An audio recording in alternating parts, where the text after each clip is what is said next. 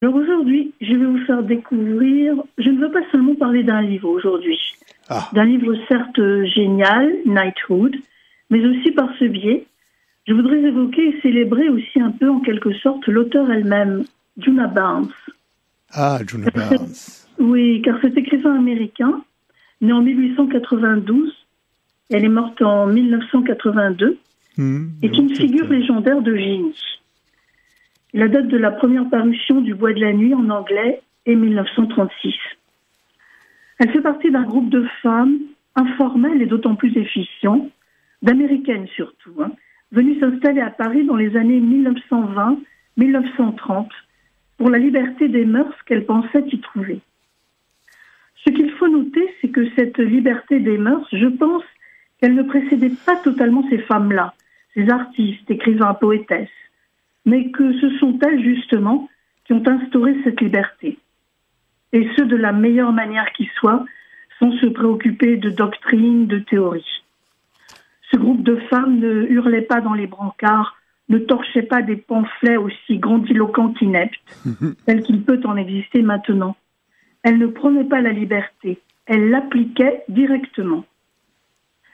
De même que le rassemblement des surréalistes a créé entre eux et pour chacun une émulation incomparable et inédite, un bouillonnement tel qu'il a contribué très fort à l'épanouissement de leur art, de même ce groupement des femmes, dans ces années mythiques d'un Paris encore éblouissant, presque toutes peu ou prou des lesbiennes, qui se rassemblaient pour échanger entre elles, créer un territoire utopique qu'elles rendaient concret, faire la fête et produire des spectacles, a contribué à l'épanouissement de leur art, à leur inscription bien marquée dans le monde. Juna Barnes était ainsi liée à la richissime Nathalie Barney, qui donnait de somptueuses réceptions chez elle, et où se retrouvait la fine fleur féminine de Paris. Prenez Vivien, Colette. Je le dis fermement, même si les temps ont changé, ce qui est le propre du temps, nous pourrions nous en inspirer. S'inspirer de ces femmes en ce qu'elles ne gênaient pas, ne passaient pas leur temps à critiquer les hommes, à se victimiser sans cesse. Elles ne se lamentaient pas sur ce que les sales hommes les auraient empêchés de faire. Au lieu de se lamenter, purement et simplement, elles le faisaient. C'est ainsi à l'ombre de ces ailes féminines puissantes, libres, sans haine, à l'abri du ressentiment, qui n'est que faiblesse morbide et qui ne peut aboutir qu'à du mauvais, Juna Barnes s'est inscrite fermement dans le courant moderniste. En quelques livres d'une densité folle, extrêmement poétique et intelligent, elle a fait une œuvre incomparable. Et son livre, Le Bois de la Nuit, en est le plus beau fleuron. Femme de l'amour et non de la haine, c'est aussi par l'amour, l'amour blessé à mort, et qui fait de la mort l'énergie par où le phénix peut renaître de ses cendres, que Juna Barnes a écrit un roman d'amour qui, plongeant dans les énigmes des êtres, embrasse de très larges thématiques.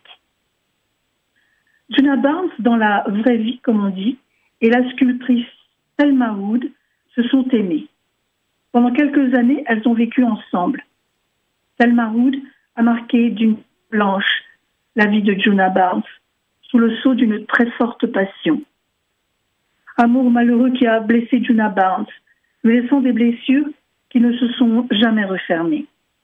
Dans Le Bois de la Nuit, le personnage de Nora, l'amoureuse blessée de Robin Vogt, crie et scande qu'elle ne peut pas guérir. Ne jamais guérir de Robin. Robin Vogt est une femme insaisissable, qui sort toutes les nuits, un peu à la recherche d'elle-même, un peu à la recherche d'on ne sait quoi. On ne sait pas si elle souffre ou non, on ne sait pas ce qu'elle pense. On est à peu près sûr d'une chose, elle ne se rend pas compte qu'elle fait souffrir. C'est un peu comme si elle est comme la vie, ou la grande nature. Elle n'a pas d'attention précise sur les humains qui l'entourent, ce qui lui donne une dimension de quasi-déesse, se nimbant d'une somptueuse indifférence, d'une hauteur inaccessible. Elle est d'une beauté aveuglante. Le Bois de la Nuit, Knighthood en anglais, Robin Vogt, du Bois de la Nuit, c'est Thelma Hood, le bois. Et à la fin du livre, il y a un très beau passage sur la nuit, prononcé par la figure androgyne de Mathieu, le médecin radié de l'ordre des médecins, justement. Robin, c'est une sorte de déesse. Elle se donne à tout le monde et à personne. En quelque sorte, elle est la nature. La sculptrice Thelma Hood, créée, faisait naître des formes. La grande beauté de ce livre est son côté dense, obscur, d'une obscurité scintillante, fleurie et précise. Par la bouche du docteur, la figure androgyne, nous apprenons beaucoup de choses sur le monde et la vie. Il ouvre des mystères, nous les fait sentir, mais intellectuellement, on ne peut rien en dire. Tout se passe au niveau des sensations, dans cette écriture à la pureté diamantine. Le sens nous excède constamment, se déverse en nous au fil de la lecture et se répand aussitôt dans notre respiration. La première apparition de Robin dans le roman la montre comme dans un écrin, entouré de plantes, de fleurs et d'oiseaux.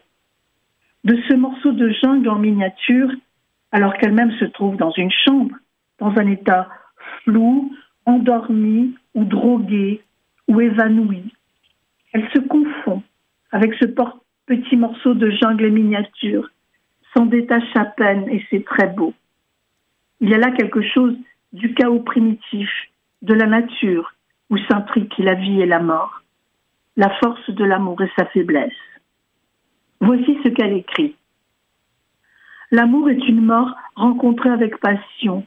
Je sais, c'est pourquoi l'amour est sagesse. Je l'aime comme quelqu'un qui est condamné.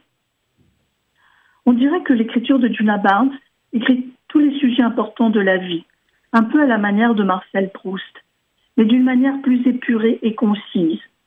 Marcel Proust déploie, Djuna Barnes lit. C'est la personne qui lit qui sert alors de caisse de résonance et cela se déploie en nous pendant qu'on lit et longtemps après. D'ailleurs, Marcel Proust et Djuna Barnes peuvent se rejoindre un peu dans leur vision de l'amour et de la question de l'identité sexuelle. Il n'existe pas d'identité sexuelle définie pour Djuna Barnes. Au début du roman, le docteur, qui dans l'intimité s'habille en femme, dit que nous avons été formatés par les contes pour enfants. Or, dans ces contes, dit-il, le prince contient aussi de la fille, et la fille contient aussi du garçon.